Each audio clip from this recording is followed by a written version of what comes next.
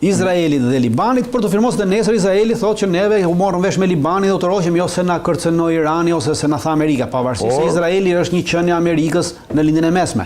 Pra askush mos mendoj, pavarësisht se AIPAC-u dhe zionistët janë të fuqishëm në Izrael, pavarësisht se presidenti amerikan është një zionist, Izraeli mbetet një qenie i Shtetit Bashkuar të Amerikës. AIPAC-u e kishte mirëpritur si marrëveshje. AIPAC-u akoma nuk e di, prandaj është edhe kjo. Sot për dy arsye nuk është bërë publike kjo marrëveshje nga palët. E para nuk është bërë publike sepse do të thotë që akoma nuk mund të ketë pika në të cilat nuk ka plotësisht dakordsi. Pra, për shembull rasti i kësaj, tërheqja e trupave izraelite duhet ndodhi brenda 30 ditëve, brenda 60 ditëve, si do të ndodhi gjithë kështu. Kjo është një që janë rënë dakord të rriqen, por ama mënyra të tërheqjes si do të rriqen është një gjë që akoma s'është marrë. Pra ti mund të thosh jemi marrë 80%, por 20% që akoma. Gjikson dhe e dyta është nuk është bërë publike nga të dyja palët, pra iranianët nuk e kanë bërë publike me kërkesë të amerikanëve, për arsye se Trumpi nuk do që ta bëjë publike marrëveshjen sepse mund të dalin pikë në atë marrëveshje. Të dhëna në atë marrëveshje të cilat mund ta vënë atë në pozitë të vështirë me zionistët, me AIPAC-un dhe nesër ata t'ia prishin marrëveshjen, pra kanë kohë edhe 24 orë ta prishin marrëveshjen. Dhe kur ti e nxjerr atë pasi e ke bërë marrëveshjen, nuk ka asnjë vlerë çfarë ajo ata bëjnë. E qartë. Por ruhet për këtë arsye. Ndërkohë Dritan ka patur, nuk është pritur mirë në Izrael kjo marrëveshje, sepse në terma të thjeshtë thuhet që Irani vazhdon ta ketë programin bërthamor, ndërkaq vazhdon të ketë programin raketor, plus ajo që tham për sa i përket proxyt, ushtrive milisive proxy, Irani në kushtet e reja ku është vendosur pas sanksione do ketë mundësi që t'i fuqizoj edhe më tej këto milici. Në aspektin e thjesht. Në aspektin e thjesht, po ta shohim një qytetar i thjesht. Një qytetar i thjesht që nuk interesojnë shumë këto që sqarojmë neve. Për atë flasim, për atë flasim. Thot Allah, kush e fitoi këtë luftë? Kjo është pyetja. Atëherë, këtë luftën deri më tashti, shkurt e qartë fituesi ka dalë Irani, sepse është njësoj si një operacion policor. Pra, ti ke një person që e ke shpallur në kërkim.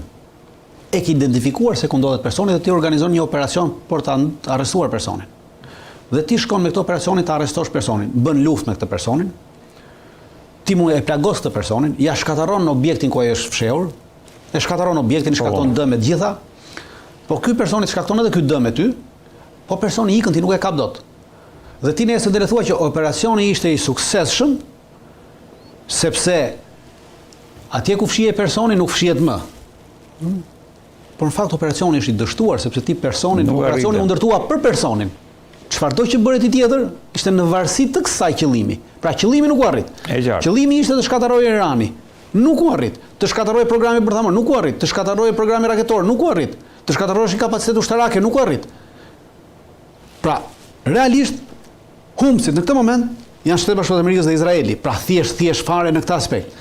Ajo që shpjeguam në fillim është një shpjegim më i gjerë që ta shohim më gjerë. Por në rast se do t'i bijmë shkurt, për 1 minutë, humbësit janë është Amerika dhe Izraeli, fituesi është Irani. Pra për qytetarin e thjeshtë që nuk do shumë sqarime që t'i dhëmbi koka, tonë se thonë, na mbushën me lafologji, na lodhën, na duan gjitha shpjegimet Dritan. Ndërkohë Trump Dritan është fokusuar tani më në luftën Rusi-Ukrainë. Ka patur një takim me G7-ën, është takuar me Macronin. Pas kësaj marrëveshje, po tenton që të ketë edhe një marrëveshje për sa i përket Rusisë edhe Ukrainës. Si e vlerëson mundësinë e të pasurit një marrëveshje, sepse Zelenski lexova që ka kërkuar mbledhjen e Këshillit një mbledhje në OKB për shkak të goditjeve pa ndalim që Rusia po bën ndaj Ukrainës. Nuk ka për të pasur një marrëveshje, rusët nuk pranojnë të ulin asnjë marrëveshje për të firmosur, pra mund të ketë kështu marrëveshje të vogla si ato që ka pasur për mos sulme të objekteve energjetike ose diçka tjetër, por rusët kanë qenë gjithnjë të hapur në këtë aspekt. Pra ajo çfarë rusët kanë vendosur që në mbledhjen e parë të 2024-s kanë propozuar që në rast se juve nuk sulmoni objektet energjetike, ne nuk sulmojmë objektet tuaja energjetike. Pra kjo ka qenë propozimi që është bërë në Stamboll kur janë ulur. Për një farë kohë ukrainasit e pranuan këtë, nuk pati për një 6 muaj, pastaj me ndërhyrjen e anglezëve, të francezëve dhe të gjermanëve rifilluan sërish goditjen në objektet energjisë dhe energjetike të Rusisë, edhe ato industriale për nevoja civile, dhe Rusia filloi goditje. Normalisht ishte një veprim i gabuar, për arsye se kapacitetet e Rusisë janë shumë më të mëdha se kapacitetet e Ukrainës, e gjithë NATO të marrë së bashku. Dhe tashmë kemi rritur pikërisht në këtë pikë. Pra ajo çfarë po bëhet një zhurmë e madhe që sërish nesër të ulen dhe ta rrihet kjo që mos godasim për këtë bëhet fjalë. Për këtë bëhet fjalë, asnjë tjetër. Për arsye nuk bëhet fjalë për të shkuar në një marrëveshje përfundimtare, pasi rusët kanë përcaktuar qartësisht që nuk do të nënshkruajnë asnjë marrëveshje përfundimtare me Zelenskij, sepse është për ta ekzistuar një person i paligjshëm dhe pa autoritet për të firmosur një marrëveshje përfundimtare. Kanë një të drejtë në aspektin ligjor, sepse Zelenskij i ka humbur e drejta e firmës sepse është thjesht president në detyrë për shkak se i ka mbaruar afati zyrtar, pra ligjor, dhe është thjesht president në detyrë sepse është komandant i forcave të armatosura për shkak se është në gjendje lufte. Dhe ky president në detyrë nuk ka tagër që të firmosë një marrëveshje paqe dhe nesër vjen një president tjetër thotë nuk e njoh se ai s'ka pasur tagër ligjor. Pra, që të kesh tagër ligjor duhet të jesh i rizgjedhur sërish. Se vetëm ajo të jep tagrin ligjor dhe nesër çdo kush mund të vijë thotë unë se njoh të marrëveshje dhe rinis luftën nga e para. Kështu që po thua nga pikpamja formale. Nga pikpamja formale, pra secili po mundohet që në rast se ulemi që të arrijmë një marrëveshje afatgjat, një marrëveshje që nesër u mbet zgjedhja e tij dhe vjen pas 6 muaj dikush tjetër dhe e nis nga e para këtë punë. Këtu jemi te raporti Rusi-Ukrainë dritan, por ndërkohë Britania duket se ka ndaluar një cistern ruse. Për çfarë bëhet fjalë? Atëherë do të kemi një parasysh. Nuk ka ndaluar një cistern ruse. Të asaj që konsiderohet flota hije nuk ka ndaluar që cisterna është me regjistrim me flamur Kamerunas dhe e regjistruar në Kamerun. Këto që janë flota hije, pra këta që quhen flota hije, duhet kemi një parasysh. Pse quhet flota hije? Quhet flota hije sepse janë anije transporti të tonazhit të lartë dhe cisterna që transportojnë naftë ose gaz, të cilat nuk janë të regjistruara, do të kuptoni gjë, pse kanë futur tokë. Asnjë nga këto nuk është e regjistruar në kompanitë e siguracionit angleze që janë Lloyd Security është kompania më e madhe angleze e sigurimeve në gjithë botën që ka pasur gjithnjë primatin e sigurimeve të gjitha mjeteve të lundrimit detar. Lloyds. Por tashmë në këto 30 vitet e fundit janë krijuar edhe firma të tjera në vende ndryshme. Dhe siguracione bëhen diku më lirë, diku më ashtu dhe janë të gjitha ato që nuk janë të siguruar atë Lloyds. Anglia dhe Bashkimi Evropian i ka futur në flot hije e Rusisë, quhen kastile në mënyrë që t'i ndalojë për arsye se këto bëjnë transport të naftës nga Rusia në vende të tjera, por nuk janë anije ruse. Dhe nuk janë siguracion anglez, duke mos qenë siguracion anglez dhe duke mos pasur siguracion Bashkimi Evropian, nuk është humbje e këtyre vendeve, se po të kishin siguracionin e Lloydit, nuk do ta sekustronin, do ta nihen sepse duhet të paguash si me siguracion ti paguash naftën aty tjetër që ka porositur. Pra, është një luftë ekonomike për të imponuar pjesës tjetër të botës që sigurimet të mos i bëjnë në Kind, të mos i bëjnë në Rusi, të mos i bëjnë në vende të tjera, të mos i bëjnë në Shtetet Bashkuara të Amerikës, po të vinë të bëjnë sigurimet në Angli. Pra Anglia sërish po kërkon të kapi vendin e saj. Dhe kjo është e planifikuar për arsye se kur u sulmua nga Izraeli flotilja Sumud, që cila çonte ndihmë humanitare në Gaza, të gjitha vendet e Bashkimit Evropian e quajtën këtë një pirateri në det dhe e quajtën të jashtëligjshme. I vetmi ishte kryeministri anglez i cili nuk e quajti as pirateri as të jashtëligjshme, sepse kishte planifikuar që të bënte një pirateri dhe një veprim të jashtëligjshëm si ky që bëri. Pra, marrjen e kësaj anije në ujërat ndërkombëtare. Anija nuk është ruse. Kur një anije është ruse, duhet të ketë parasysh, është si punë e makinës. Kur është e targuar, pra kur makina ka targa shqiptare, quhet makinë shqiptare. Pra makina është shqiptare. Kur anija ka targa italiane, është italiane dhe nuk mund t'i thua shqiptare për arsye se mund të ketë ai që është timon është shqiptar. Pra kjo është koncepti. Edhe këto anije nuk janë ruse, transportojnë naftë ruse. Nëse do ishin ruse dritan? Nëse do ishin ruse nuk do të guxoni dhe nuk kanë guxuar në asnjë moment ndalin anije me regjistrim rus dhe me flamur rus.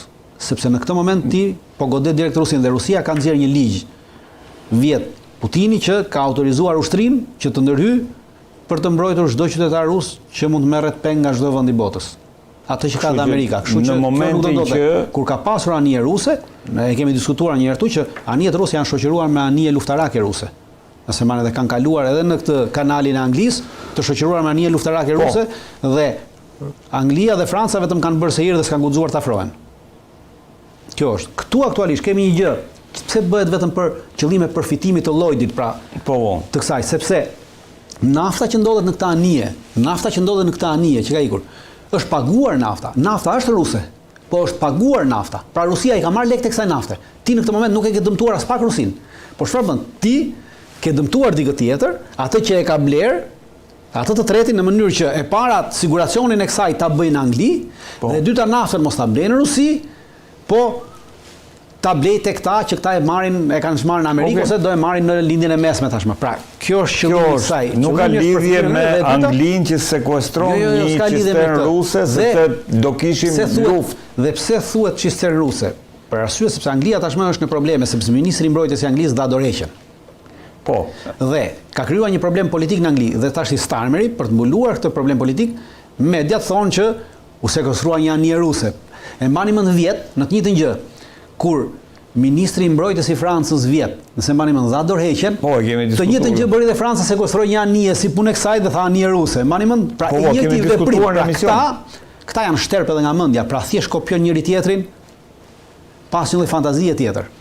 Pra thjesht për ta përdorur për mbulesë politike, por me qëllimin mbrapsor për përfitime ekonomike direkte. Pra, lufta është ekonomike në fund. Ndërkohë, sepse lufta thoshte linjë është shprehje e koncentruar ekonomisë. Pra, ta kemi parasysh kur flasim për luftën. Çka bëhet për çështje ekonomike. Ndërkohë, nga Britania kalojmë te Gjermania, se na ka shkruar një miku jon që thotë që kryetari apo si më thon udhëheqësi i forcës ajrore gjermane ka deklaruar se në një rast lufte me Rusin, ne do të godasim Kaliningradin dhe Shën Peterburgun. Gjermania është gati për të luftuar tani në rast të një sulmi në territorin e NATO-s nga Rusia. Kjo ndodhi në një intervistë me The Telegraph nga generali Holger Neumann. Komandanti i forcave ajrore gjermane. Kurioziteti është pse është gjithmonë ja ku jemi. Ky generali është The Telegraph është. Po e them, ky generali është një idiot. Po jo idiot. Po është një nga ata idiotët me hit madhe. Në rast se ky generali do kishte jetuar gjatë luftës parë botërore dhe gjatë luftës dytë botërore, do bënte një deklaratë tillë, ky tashmë do të gjendej i pushkatuar dhe askush nuk do fliste më për këtë gjë. Do të ishte i pushkatuar. Në rast se ky do të ishte general gjatë luftës ftohtë. Po. Ky tashmë do të ishte i arrestuar dhe i akuzuar për tradhti kombëtare dhe për nxjerrje të sekreteve ushtarake. Sepse ajo që ka thënë, ka nxjerrë një sekret të mirëfill, pra ka nxjerrë që ekziston një plan ajror për të sulmuar Rusin dhe ka përcaktuar edhe vendet që do sulmohen në Rusi. Pra ka treguar saktësisht çfarë është plani. Nuk ka nevojë. Ti tashmë kur unë e di që ti ke bërë plan të më sulmosh 1, 2, 3 qendra baza, atëherë unë do marr masat. Dhe në rast se unë kam një plan nesër për të sulmuar ta zëm vendet balltike dhe ti ke këtë plan për të sulmuar, atëherë unë çfarë do bëj? Unë do marr masat që përpara se të sulmoj vendet balltike, të sulmoj të gjitha kapacitetet e tua ajrore në mënyrë që të heq ty çdo lloj kapaciteti për të realizuar ti planin. Pra ti ke nxjerr publikisht një plan që ekziston. Dhe në këtë moment ky plani është zero. Dhe ti ke nxjerr një sekret shtetëror, një sekret ushtarak, një sekret NATO-s. Dhe del atje duke qeshur, pra gjemur, pra kjo është, jemi në një moment ku generalet nuk lozin më generalin, po lozin protagonistin politik. Pra bëhen showman. Dhe kur ushtarakët bëhen showman, atëherë aty s'ke më ushtri. Është gjithçka qesharake. Ke thjesht disa njerëz të uniformuar, pra një administratë e uniformuar, asgjë më tepër. Kjo tregon që NATO nuk ka ushtri, zero. Kur generalet bëjnë tilla deklarata, duke nxjerr këto plane, sepse njerëzit mendojnë se plani është kur ta jap të detajuar, kaq avion do sulmojnë atje. Nuk ka nevojë, sepse unë e di sa avion ke ti. Pra Rusia e di sa avion i ke ti përcaktuar në cilat vende e ke dhe e di edhe sa i ket gatshme se ti shef për ditë me satelit. Pra i e di se sa i ke kapacitetet e ti. Dhe ai tash i bën për llogaritë, në rast se ai thotë që ti këtu i ke në Gjermani i ke 100 avion këtu, në Poloni i ke 100 avion këtu, dhe ti me këta 100 avion do mësulmosh këto bazat në Kaliningrad, po do mësulmosh edhe këtë pjesën tjetër të Rusisë që i ka përmendur emrat ai.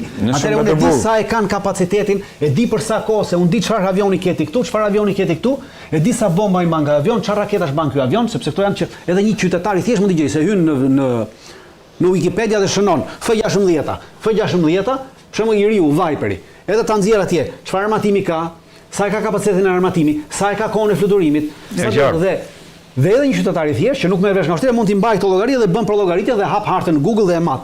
Sa është futërimi drejt, sa është kjo, për sa kohë, sa i duhet dhe shef sa është. Kurse ai që është ushtarak në Rusi, pra ata e din direkt sepse kanë programe të tilla, kanë njerëz që merren vetë. Ai të bën për llogaritjen e saktë të planit që ti ke bërë dhe ai e di që ti ke kapacitet të sulmosh me kaq, atëherë çfarë do bëj? Dhe ai të bie. Merr masat që edhe të mbrojt, por merr masat edhe të godasi ty përpara se ti ta godasësh. Pra kjo, kur ti bën deklarata të tilla, ti automatikisht e ke nxjerr zbuluar NATO-n dhe e ke nxjerr çdo lloj plani e ke deklaruar. Nuk ka nevojë sepse të deklarosh planet në detaje, edhe të thuash cili është piloti, nuk intereson atë cili është piloti. Mjafton vizioni. Mjafton vizioni që unë do sulmoj, siç e ka thënë, sulmojmë Kaliningradin, Shën-Peterburgun, Mamurskin. Pra unë sulmoj këto 2 bazë, këto 3 baza.